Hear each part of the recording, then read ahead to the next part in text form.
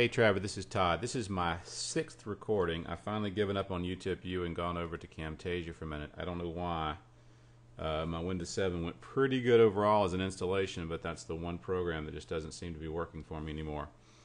I'm just going to give you the shortest version of all these, and then you can tell me if we're talking about the same thing. But with Sally and Joe Smith, the way we've designed it here, I'll just go through them. This is a refinance to a 30-year fixed and some debt consolidation. On the Analyze page, and I think you know this because of what you said in your email, that you can slide this over to 10 years as the time frame, and it's going to calculate everything over a 10-year period, their payments, their mortgage balance, the whole 9 yards. Now, you would, as opposed to trying to compare everything side by side all the way down, the thought here is we wanted to just give enough information to clarify on this page, and these are obviously on the report, so you can show all these side by side on the reports, but then you pick the scenario that you think is the right one for the client. Let's just say a new 30-year fixed. Then when you go to the Repay tab here, for your repay strategy, this is still set to 10 years, so I can see over 10 years how much money I'm going to spend over 10 years in principal, interest, etc. And I can see my mortgage balance at the end of 10 years will be $190,464. Now down below, if I don't incorporate any of the savings, if I just did the refinance itself, because I'm taking this refinance from 278 to 294, I can see in 10 years my mortgage balance is going to be 240,928.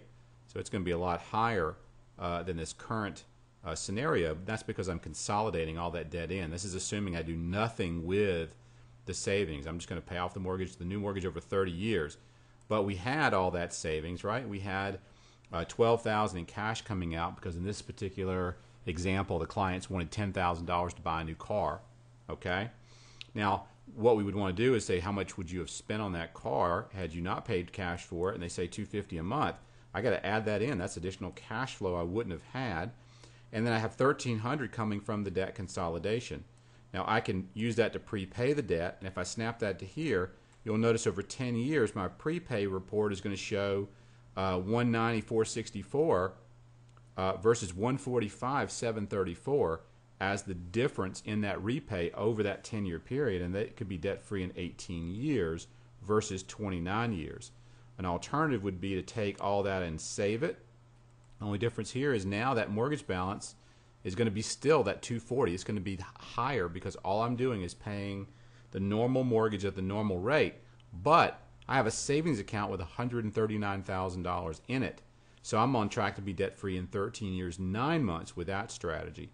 And if this is what I'm trying to show is the impact of where they would be at the end of 10 years based on their current scenario or the new proposed scenario. And again, I can do any combination of these in the middle. If I want to say I want to prepay the $250 that I would have spent on the car, and I want the balance to go into my savings, see, I can split that, and now I got a mortgage that's got a balance of $224 and a savings account with $114 on track to pay off in 14 years, 4 months.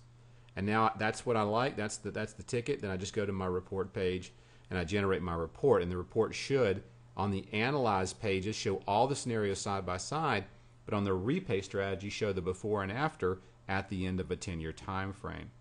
So this is what I'm curious about. Is this what you're asking, and is this helpful in terms of how you would create a report to show a 10-year comparison? If it's not, let me know.